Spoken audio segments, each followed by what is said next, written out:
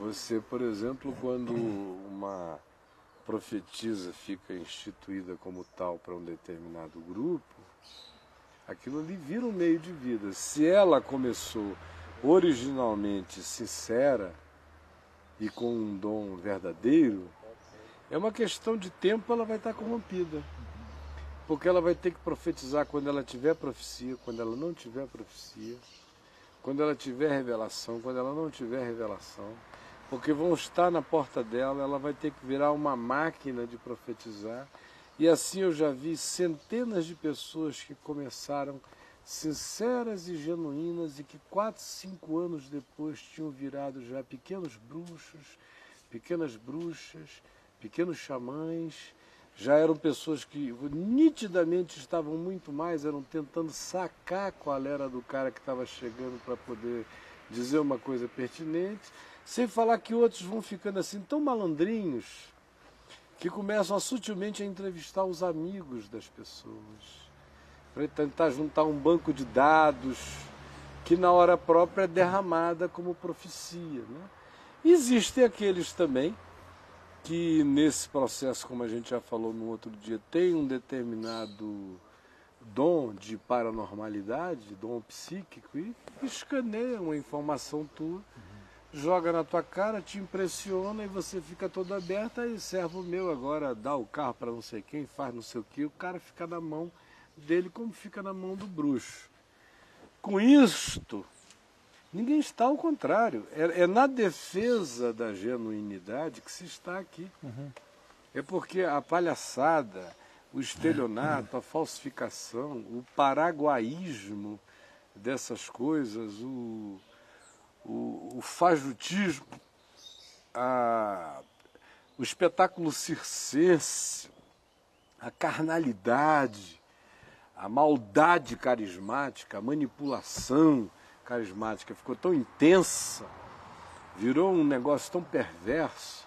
E quando eu digo alguma coisa, como eu disse aí no site outro dia do Benihim, queria muito que ele se convertesse de todo o meu coração, mas infelizmente ele é um falso profeta e um lobo, à moda de Mateus 7, de 16 a 24. A minha oração é que ele se converta, porque, do contrário, está em fel de amargura, em laço perigoso. Ele e centenas de outros que estão brincando em nome de Jesus. No meio disso tudo tem um monte de gente surtada, condicionada, manipulada, semi-hipnotizada, predisposta, que cai para lá, que para cá, tal. Como também existe aqui e ali milagres, como Jesus disse que haveria, até quando o lobo vestido de ovelha estivesse profetizando, expulsando demônios, ou orando por milagres, porque o amor de Deus é pelo indivíduo carente. E o amor de Deus é tão grande que passa por cima do lobo e abençoa a ovelhinha. Porque se o amor de Deus fosse ficar impedido de atender a Dona Maria, que está lá com uma carência genuína, porque no meio do caminho tem um showman, um lobaço enganando gente, aí a minha pergunta é, aonde é que Deus iria abençoar no mundo? Porque em quase todo lugar, ou tem um lobo, ou tem um candidato a lobo, ou tem um semi-lobo, ou tem um simpatizante de lobo, ou tem um narcisista, ou tem alguém no meio do caminho atrapalhando o fluxo. Especialmente quando o indivíduo se diz alguma coisa, se pensa alguma coisa, se ufana de alguma coisa.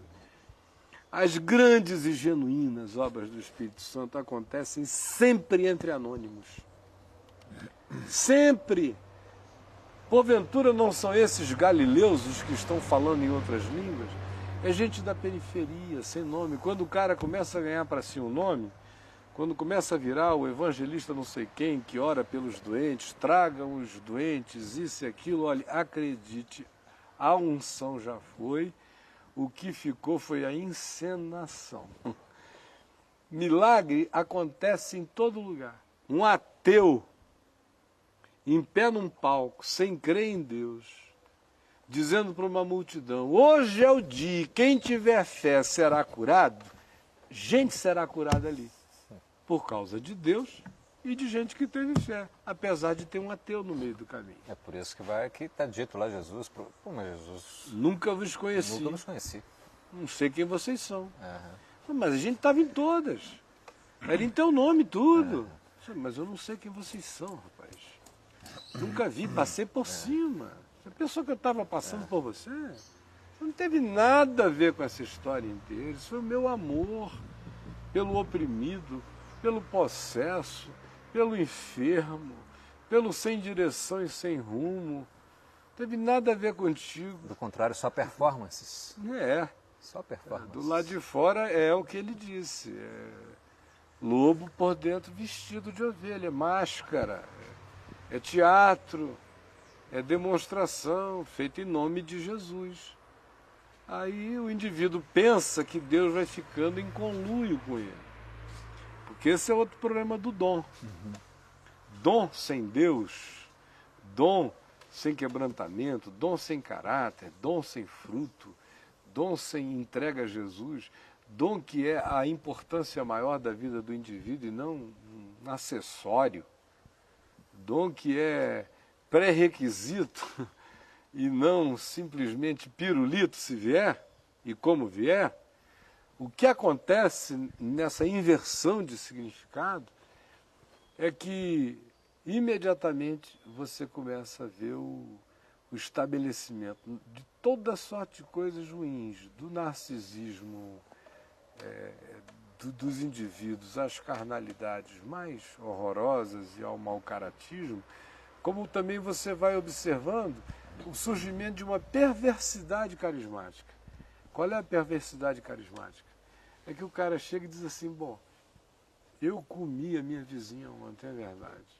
Eu não resisti, ela é gostosa, dá em cima de mim. Eu passei, dei uma entradinha lá no apartamento dela, vapt-vupt, fui para o culto. Realmente fui, não teve nem tempo de tomar aquele banho melhor para me sentir menos esquisito. Mas Deus é tão bom, Zezinho, que eu cheguei lá, cara. E olha que eu tracei a minha vizinha brava. Mas eu cheguei lá e Deus foi tão bom que houve tanta cura, meu irmão. Tanta cura, porque Deus foi bom comigo. Mas eu não vou mais fazer aquilo, não. Aí ele vai, passa mais um mês, ele tem aquele arrependimento de 30 dias de duração. Sazonal. Sazonal. Aí rola mais uma coisa aqui e ali, aí ele vai. Aí diz, puxa vida, Senhor, só essa assim, o Senhor já me socorreu uma vez. Aí ele vai, pá, tal. Depois ele fez a 10ª, a 20ª, a 30ª e continua indo. Aí ele vai ficando cada vez mais senhor de si, a culpa vai diminuindo, ele vai ficando mais tranquilo. Aí ele chega lá cada vez mais performático, porque todo sedutor acaba transparecendo a sua sedução nos outros âmbitos. Como ele já está vindo de uma sedução aqui, ele inconscientemente tenta seduzir de maneira pública, você vai notando as mudanças, ele vai ficando anestesiado, Deus vai virando cúmplice dele. Cada vez que depois de um culto, após uma carreirinha de safadezas imensas, alguém chega e diz, pastor, Deus me abençoou hoje tanto com a sua palavra, ele diz, aleluia, fiz a sacanagem, mas o Senhor continua meu amigo. E aí aí cumpre-se o que o Salmo diz. A síndrome de Sansão, né? E o Salmo diz, vocês fizeram toda essa porcaria, e eu com misericórdia tratando as pessoas, vocês pensaram que eu era cúmplice de vocês. Eu nunca fui cúmplice de vocês, e agora, olha, prepara a moleira, meu irmão, porque o pau vai cantar. E quando não canta aqui, canta ali ou canta além. O que me dá muita angústia é ir vendo esse pessoal ficar velho. Porque tem gente que está nessa enganação há 50 anos. E eu estou vendo alguns chegarem aí com 70, 80 anos na enganação.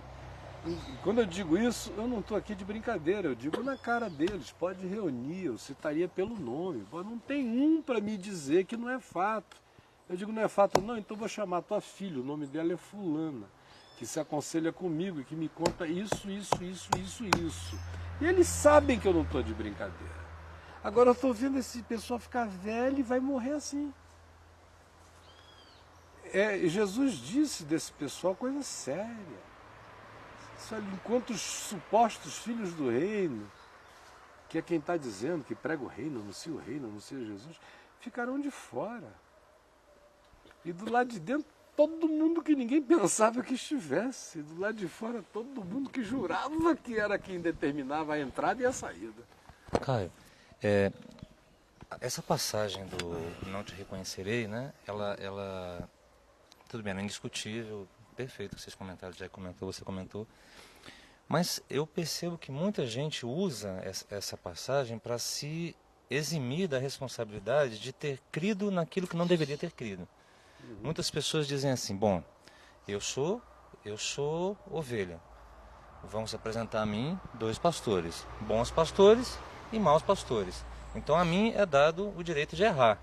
Porque essa passagem apenas diz que Jesus não vai reconhecer os maus pastores que falarem em nome dele. Então a mim é dar o direito de repente, eu errar. Então eu posso até ser um mau discípulo por causa de um mau pastor. E muitas vezes a leitura desse texto dá uma sensação de irresponsabilidade para as pessoas, só que a leitura do Evangelho não admite, porque o Evangelho identifica quem seja o bom pastor, identifica quem seja o mau pastor, os sinais que deveriam acompanhar um e que deveriam acompanhar o outro, e a pessoa jamais vai ter a possibilidade de simplesmente ter uma postura dessa. E depois tem uma coisa muito mais grave, Habib, que é o fato de que em João 10, Jesus diz, as minhas ovelhas ouvem a minha voz, reconhecem a minha voz, sabem qual é a voz do pastor. Então, quem tem tendência a seguir o lobo vestido de ovelha, conquanto no meio haja muita gente pura, ignorante e inocente, por falta de conhecimento, de mínimo de instrução, ou de uma ingenuidade quase patológica, a maioria, no entanto, escolhe estar ali porque ali não tem as implicações da voz do pastor verdadeiro. Não tem. E aí seguem a voz dos estranhos, conforme João 10 diz. Jesus deixou claro e simples, a minha ovelha reconhece a minha voz e vem. Agora, e de modo algum seguirão os estranhos. Então, quem é a ovelha mesmo dele, que ouviu a voz dele mesmo, não só conhece a voz dele, mas conhece toda a voz que não é ele. E se põe a caminho, ou é porque não é ovelha dele, o que é uma hipótese horrorosa, está aqui perdendo tempo. A melhor alternativa, menos ruim, é a da ignorância, que coloca o indivíduo naquele caminho. Agora, como o Zezinho falou e como eu tenho dito enfática e cansativamente muitas vezes, a grande maioria sabe e fica por acomodação e também porque faz parte já da psicodinâmica da enfermidade, já são engrenagens que se viciaram tanto na doença que elas já nem se concebem vivendo fora daquele carrossel. Esse é o grande fato, esta é a grande realidade. A maioria dessas pessoas só saem daí quando levam um cacete tão grande, quando são traídas pelos traidores de uma maneira tão horrorosa que elas saem. Falta de alternativa. Falta de alternativa. Aí acaba procurando um lugar como o caminho da graça. Aí fica lá, primeiro magoado de onde está vindo. Aí depois que passa aquele período de mágoa, ele não está por convicção, ele só está por frustração. Aí ele começa a ouvir, dá ouvidos, depois de um mês parece que ele começa a ouvir o Evangelho. Aí começa a entrar o Evangelho no coração dele. Mas ainda assim, olha, demora para sair o anti-evangelho, meu irmão, que não é moleza. Desconstruir. Para desconstruir. Às vezes você vê o cara já está ali 3, 4 anos ouvindo o Evangelho puro e simples. Sim, Jesus se esfregando na cara dele. Já virou casca grossa já. Ele até já não está com a casca grossa, mas ele ainda está com trauma grosso. Ou ele ainda está com o vício denso. Ou ele ainda está com os circuitos neurais fechados para operar com o estímulo do medo, do pânico ou de qualquer outra coisa que tenha se transformado em circuito no cérebro dele, como necessidade. Por isso que de vez em quando até alguns que estão já com você 1 ano, 2 anos, 3 anos, 4 anos entendendo, de repente o cara some um mês, você diz, rapaz, o que houve com você? Ele falou, sabe o que me bateu? me deu uma agonia. Uma noite eu tive um sonho horroroso que eu tinha traído lá o meu apóstolo ou o meu bispo. Aí eu fiquei com aquela angústia. Aí eu resolvi ir lá. Aí eu cheguei lá e eu fiz de tudo para ficar lá. Eu fiz de tudo, até que eu não aguentei, porque a loucura é tão grande que eu não aguentei. Mas eu fui. Eu já vi isso aqui no Caminho da Graça. Ah, mas olha, eu atendo o povo. Eu atendo o povo. Eu sei o que acontece. Por exemplo, há uns 3 anos atrás, não é?